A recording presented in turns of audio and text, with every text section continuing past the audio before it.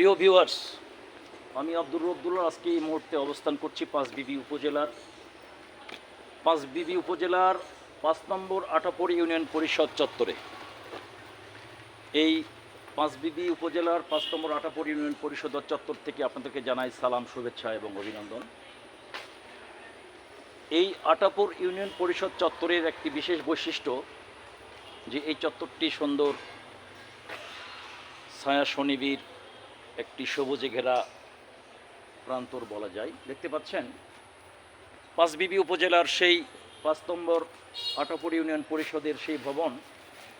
এখানে আধুনিক ভবন চত্বর অনেক দূর পর্যন্ত রয়েছে, পাশেই রয়েছে একটি মসজিদ এবং এই আটাপুর ইউনিয়ন পরিষদ চত্বরের মধ্যে একটি গ্রিন ক্যাডেট একাডেমি, একটি কেজি স্কুলও রয়েছে।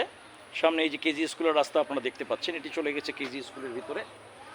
এটি মূলত আটাপুর ইউনিয়ন পরিষদ চত্বর দেখতে পাচ্ছেন।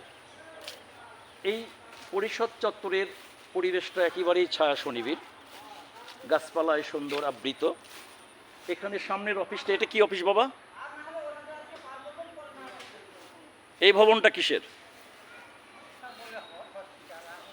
ওটা হ্যাঁ, স্বাস্থ্য কমপ্লেক্স থেকে শুরু করে এই চত্বরে সুন্দর একটি মসজিদও রয়েছে। আসলে এই পরিবেশগুলোতে আসলে শুধু ইউনিয়ন পরিষদ চত্বরই নয়, সুন্দর একটি ছায়া শনিবির একটি পরিবেশ। এখানে প্রশান্তির একটি ছোঁয়া পাওয়া যায়। প্রচণ্ড উত্তাপে গরমে এই পরিবেশগুলো মানুষের হৃদয়ে একটি প্রশান্তি দেয়। দেখতে পাচ্ছেন সুন্দর ভিতরে সুন্দর সরু সরু রাস্তা, একটা গলির মতো রাস্তা রয়েছে, যে রাস্তাগুলো একদম ছায়া শনিবির। এটি মূলত মসজিদ, দেখতে পাচ্ছেন মসজিদ। সামনের অংশ নয়, এটা পাশের অংশ।